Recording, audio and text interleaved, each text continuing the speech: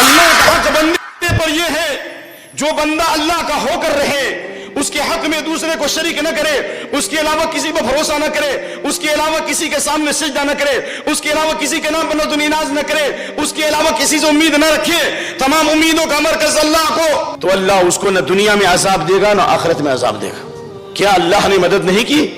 حضرت یونس کی مدد نہیں کی؟ حضرت یوسف کی مدد نہیں کی؟ حضرت ایوب علیہ السلام کی مدد نہیں کی؟ حضرت یونس علیہ السلام مچھلی کے پیٹ میں تھے، سمندر کی تاریکی، مچھلی کے پیٹ کی تاریکی، تمام تاریکیوں میں تھے، دنیا کا کوئی کمپیوٹر وہاں نہیں پہنچ سکتا، دنیا کا سارا نیٹ ورک زیرو، لیکن حضرت یونس علیہ السلام ہو گئے ہیرو۔ کیوں؟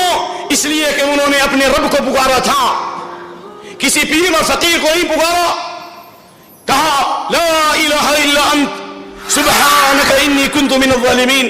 حدیث کے الفاظ ہیں، اللہ تبارک و تعالیٰ اپنے بندے کے سلسلے میں کہتا ہے کہ بندہ غلطی کرتا ہے، بھاگ کے دوڑ کے آتا ہے، معافی طلب کرتا ہے، تو اللہ کہتا ہے فرشتوں سے کہ اس کو معلوم ہے ایک رب ہے اس کا معاف کرنے والا، اسی وجہ سے تو وہ بھاگ کے آیا ہے میرے پاس، گواہ رہو میں نے معاف کر دیا۔ دوبارہ غلطی کرتا ہے، پھر دوڑ کے آتا ہے اور اللہ سے پھر معافی مانگتا ہے، تو اللہ کہتا ہے کہ دیکھو پھر دوبارہ بھی بھاگ کے آیا ہے، اس کو معلوم ہے میں رب ہوں، میں ہی معاف کر سکتا ہوں، اسی واسطے تو آیا ہے، گواہ رہو میں نے معاف کیا۔ تیسری مرتبہ وہی کام کرتا ہے، بھاگ کے آتا ہے، پھر معافی مانگتا ہے، تو اللہ فرشتوں کو بلا کے پوچھتا ہے اب بھی یقین ہے نا اسے، اسی واسطے تو بھاگ کے آیا ہے وہ میرے پاس، یاد رکھو وہ جو چاہے کرے میں معاف کروں گا اس کو۔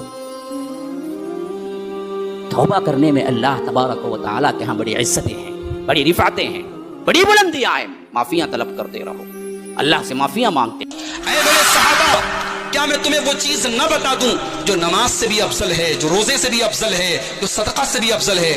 صحابہ نے کہا ضرور بتا دیجئے اللہ کے نبی۔